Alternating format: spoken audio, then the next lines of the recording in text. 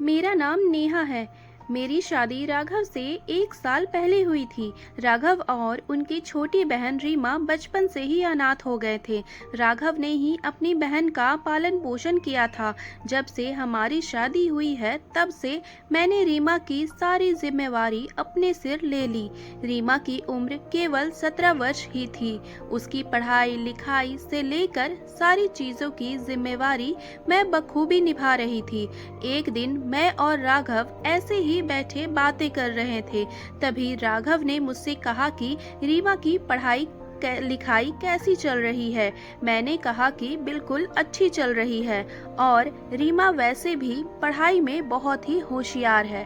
तभी राघव ने मेरा हाथ थामा और कहा कि देखो नेहा, आजकल का जमाना बिल्कुल भी ठीक नहीं है और वैसे भी हमारी रीमा तो बिल्कुल भोली भाली है, तो उस पर नजर भी रखा करो और उसे समय समय पर समझाते भी रहा करो कि आजकल के माहौल में वह किसी पर भी किसी तरह का विश्वास ना करे और अगर कोई भी उसे कोई चीज की दिक्कत लगे या उसे कुछ चीज का वहम हो तो वह हम लोगों से शेयर करे। मैंने राघव से कहा कि आप बिल्कुल मत घबराएं, रीमा और मेरी बॉन्डिंग बहुत अच्छी है। रीमा अपनी हर छोटी छोटी बात मुझसे शेयर करती है और कभी भी उसे कोई भी दिक्कत हो या कुछ भी चीज की खुशी होती है तो वह सबसे पहले मुझे आकर बताती है। और वैसे भी हमारी रीमा बहुत समझदार है। वह ऐसी वैसी कभी कोई हरकत नहीं करेगी जिससे हमारी गर्दन झुके। तभी राघव को संतुष्टि भरी मुस्कान आती है और वह कहते हैं कि हाँ, यह बात तो ठीक है। ऐसे ही दिन निकलते गए। अभी रीमा की छुट्टियां होने वाली थी, इसीलिए लास्ट दिनों में उसके स्कूल में पेरेंट्स मीटिंग रखी गई थी। मैंने राघव से कहा कि आज रीमा के स्कूल में पेरेंट्स मीटिंग है, हमें चलना होगा। तभी राघव ने कहा कि तुम चले जाना, मुझे बिल्कुल समय नहीं है क्योंकि अभी छुट्टियां शुरू होने वाली है, तो इसीलिए हम लोगों को भी कुछ दिनों की छुट्टियां मिलती है ऑफिस में, इसीलिए बहुत काम का लोड रहता है, इसीलिए तुम चले जाना। मैंने कहा ठीक है, मैं चली जाऊंगी। कुछ देर बाद मैं और रीमा उसके स्कूल में चले गए। स्कूल में पेरेंट्स मीटिंग के दौरान सभी ने रीमा की बहुत बड़ाई की और कहा कि बहुत ही संस्कारी और समझदार लड़की है और पढ़ाई में भी अव्वल है। मुझे बहुत खुशी हुई। मैंने तुरंत राघव को फोन किया और सारी बात राघव को बता दी। राघव को भी बहुत खुशी हुई और बोले कि ठीक है, बहुत अच्छा हुआ। ऐसे मेरी बहन बहुत समझदार है। अगर ऐसे ही मन लगाकर पढ़ाई करती रही तो एक ना एक दिन जरूर कामयाब होगी। खैर, फिर हम लोग घर आ गए। आज शाम को राघव खूब सारी मिठाइयाँ लेकर आए थे क्योंकि उसकी बहन ने स्कूल में इतना नाम जो बनाया। इस खुशी में हम लोग मिठाई वगैरह खा रहे थे। दूसरे दिन सुबह राघव भी ऑफिस चले गए और मैं काम में लग गई। तभी रीमा अपने कमरे से बाहर निकलती है और वह एकदम से चक्कर खाकर गिर जाती है और बेहोश हो जाती है। मैंने उसे पानी वगैरह पिलाया लेकिन उसे बिल्कुल भी होश नहीं आता है। मैंने जल्दी से राघव को फोन किया लेकिन वो शायद किसी मीटिंग में थे, इसीलिए फोन नहीं उठा पाए। फिर मैंने जल्दी से पड़ोस के अंकल के बेटे को बुलाया और उसके साथ रीमा को जल्दी से हॉस्पिटल लेकर गई। डॉक्टर ने उसका चेकअप किया और कुछ देर बाद जब रिपोर्ट सुनाई तो रिपोर्ट देखने के बाद तो मेरी मानो पैरों तले से जमीन खिसक गई हो। मैं बिल्कुल घबरा गई और पसीने से लथपथ हो गई। डॉक्टर ने कहा कि आपकी ननद मां बनने वाली है। अब तो मेरे समझ में से बिल्कुल बाहर था कि यह कैसे हो सकता है।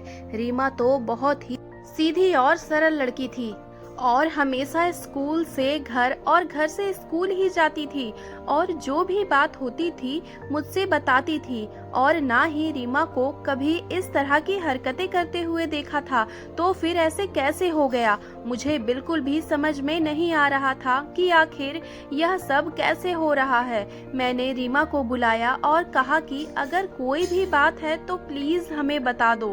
तभी रीमा रोने लगी और बोली कि भाभी, मुझे नहीं पता यह सब कैसे हो गया। मैंने आज तक किसी लड़के को हाथ तक नहीं लगाया है और ना ही किसी लड़के से कोई रिलेशन रखी है। अपने काम से काम रखती हूँ, मुझे नहीं पता यह सब कैसे हो गया। अब तो मानो हम दोनों की हालत खराब हो रही थी। घबराहट के मारे मुझे तो बार बार यही डर लग रहा था कि पता नहीं राघव का कैसा व्यवहार होगा ये सुनकर। अब तो मुझे बहुत ही घबराहट हो रही थी और मन में बहुत दुख हो रहा था कि बेचारी रीमा के साथ यह कैसे हो गया। कहीं ना कहीं मुझे रीमा की भी गलती नजर आ रही थी कि हो सकता है रीमा हम लोगों से कुछ छुपा रही हो, लेकिन फिर मुझे उस पर ऐसे शक करना ठीक नहीं लगा, क्योंकि रीमा ने कभी कोई ऐसी हरकत नहीं की थी और हमेशा से वह हर बात मुझसे बताती आई है। अगर ऐसा ही कुछ होता तो मुझे जरूर बता देती, क्योंकि वह मुझे अपनी माँ के जैसे ही मानती थी। फिर हम लोग अपने मरे मरे कदमों से घर आ गए और बड़े ही दुखी मन से बैठ गए। शाम को जैसे ही राघव घर पर आए तो हम लोगों ने राघव को बहुत ही शांतिपूर्वक सारी बात कह डाली। अब राघव का गुस्सा तो 7वें आसमान पर पहुंच चुका था। उन्होंने बिना सोचे समझे रीमा पर आरोप लगाना शुरू कर दिया और कहने लगे कि तुम्हें यही करना था तो हम लोगों को तुम पर कितना विश्वास था, तुमने पूरे समाज में हमारी नाक कटवा दी। तभी रीमा रोने लगी। वह कहने लगी, भैया, मैंने ऐसी कोई हरकत नहीं की है जिससे आप लोगों की गर्दन झुके। मुझ पर विश्वास कीजिए। मैंने जैसे तैसे राघव को समझाया और कहा कि हो सकता है कुछ और गड़बड़ हो गई हो, हमारी रीमा ऐसी नहीं है। अगर ऐसा कुछ होता तो हमें जरूर बताती, हमें उस पर विश्वास करना चाहिए। खैर, जैसे तैसे मैंने राघव को शांत किया। तभी थोड़ी ही देर बाद डॉक्टर का कॉल आता है। वह कहने लगती है कि हमें माफ कर दो। दरअसल रीमा नाम की 2 रिपोर्ट थी, जिसके अंदर रिपोर्ट की फेरबदल हो गई है। आपकी ननद की रिपोर्ट उनके पास चली गई और उनकी रिपोर्ट आपके पास चली गई। दरअसल रीमा नाम की एक प्रेग्नेंट लेडी हमारे पास ट्रीटमेंट के लिए आती है, इसीलिए उसकी रिपोर्ट आपके पास चली गई। नाम एक जैसा होने की वजह से ऐसा हो गया। अब तो हम लोगों की सांस में सांस आई और हम लोगों को बहुत खुशी हुई कि ऐसा कुछ नहीं हुआ है। हम लोग जल्दी से हॉस्पिटल गए और रीमा की रिपोर्ट लेकर घर आए। रीमा की रिपोर्ट में दरअसल कुछ बुखार वगैरह आया और नॉर्मल कमजोरी वगैरह, बाकी सब ठीक था। हम लोगों ने डॉक्टर से कहा कि यह लीजिए आपके रिपोर्ट। डॉक्टर ने फिर से माफी मांगी और कहा कि अगर आपके घर में कोई परेशानी हुई हो तो मुझे माफ कर दीजिएगा, हम लोगों की लापरवाही की वजह से ऐसा हो गया।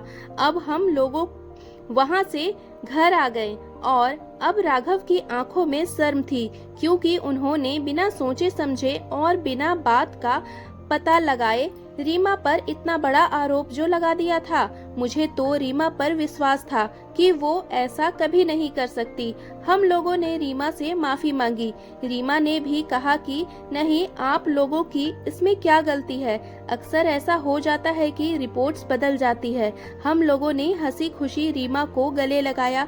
तभी राघव कहने लगे कि कहीं ना कहीं मेरी ही गलती है, मैं घर में सबसे बड़ा हूँ और अगर ऐसा कुछ होता तो मुझे पहले पूरी बात की तह तक जाना चाहिए था, लेकिन मैंने तो बिना रीमा से पूछे ही उस पर भड़क गया। राघव की आंखों में आंसू बह रहे थे। तभी मैंने राघव के आंसू पोंछते हुए कहा कि इसमें आपकी कोई गलती नहीं है। मैं मानती हूँ कि आपको रीमा को समझना चाहिए था, लेकिन आप एकदम से घबरा गए थे।